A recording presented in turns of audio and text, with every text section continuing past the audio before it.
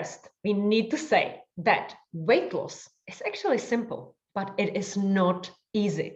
If it was easy, all the superstars in Hollywood would be totally skinny.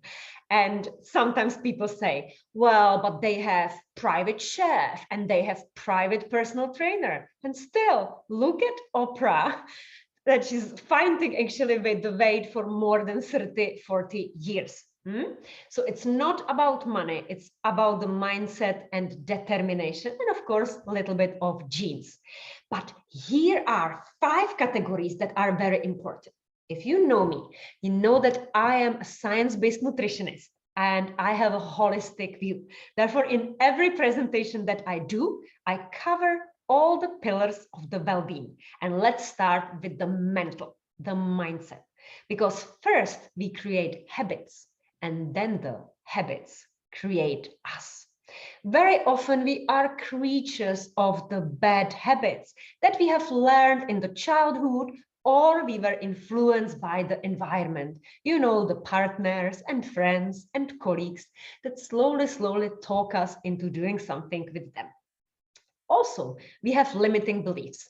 Many of my clients, when they come to me, they say, no, but it's not possible that I skip dinner, because they have family dinner together. But if you are 35 plus, 40, 50, 60, your metabolism is completely different from your children. So for example, I have a 14-year-old son and he plays 3 hours football. Then he comes home and I make him 2 homemade hamburgers.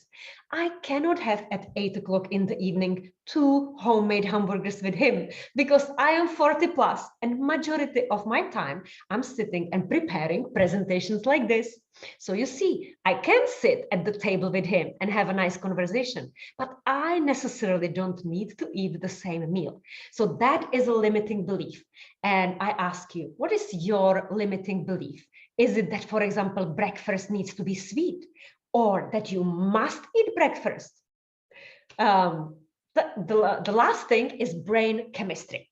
So we have all these hormones and neurotransmitters like dopamine, serotonin, the happy hormone, that make us satisfied. And if the levels of these hormones are low, our brain is sending us signals and says, look, go to eat something sweet or some carbohydrates. And you might have cravings to have bread or pasta or pizza, because this food is then going to increase your mood and you will feel happier. And we get into this vicious circle to have this dopamine. So we already know with the dopamine hit that glass of wine or piece of chocolate is going to make us feel better. And that is a habit. So I invite you to think about which habits you have and whether the habits are serving you or not, and whether you are ready to get out of your comfort zone and try something new. Because every change in your life is really uncomfortable, but only for 21 days, maybe even 7 days for somebody. And if you really stick to it, it is very easy to change the habit. The second part is emotional, because emotions are driving us. It's energy in motion. And very often people fear of failure. So maybe it happened to you before that you started a diet every Monday, every month, every new year, and you failed. And then you have this inner critic in you that is saying, you are a loser, give up, you never succeed.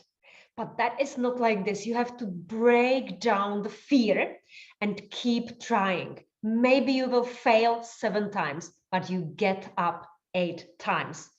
Anger, it's another emotion that is making us to eat.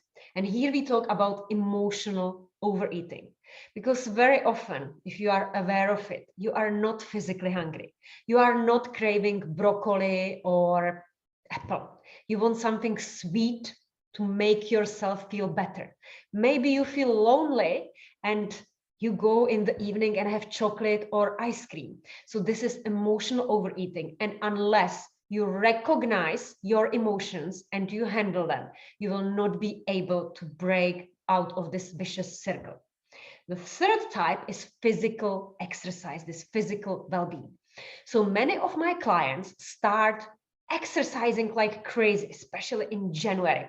They say, I will go for a run every single day, but it is not sustainable. And especially if you over exercise. Remember, your body is not used to that. You have to take it slowly, because exercise or any other regimen that is too strict is scary for your body. It's going to increase the cortisol. Cortisol is a stress hormone. It's trying to save you from running away from the tiger.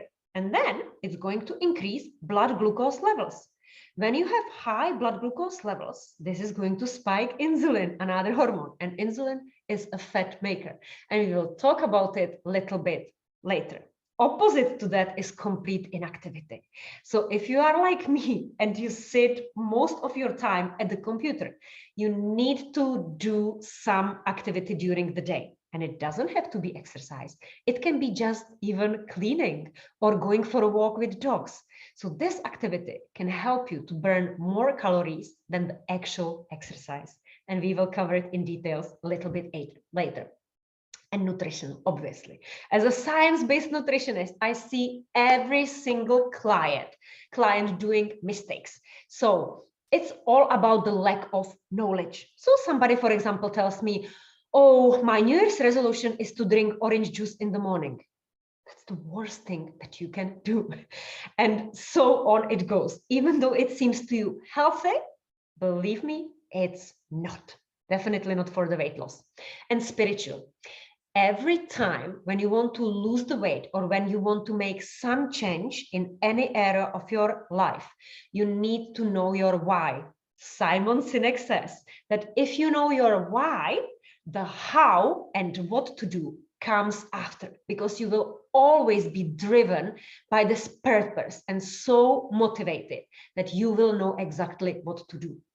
So I invite you to watch my workshop about the vision board, how to create a powerful vision board so that you find your why, you know your purpose, and you have a meaning in every action that you do. So I give you a little example.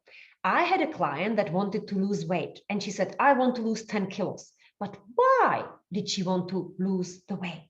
So the actual reason was that she wanted to climb Machu Picchu with her children and not feel tired and not be puffing and not have sore knees, and that everybody is in ease and they just walk and enjoy the nature. So this was her goal. And she created the vision board, and she had there the picture of Machu Picchu and her small picture stick to it. And every single day, the picture was speaking more than 1,000 words. And she knew why she needs to go for a walk, why she needs to hit the gym, or why she needs to eat in a certain way. So what is your why?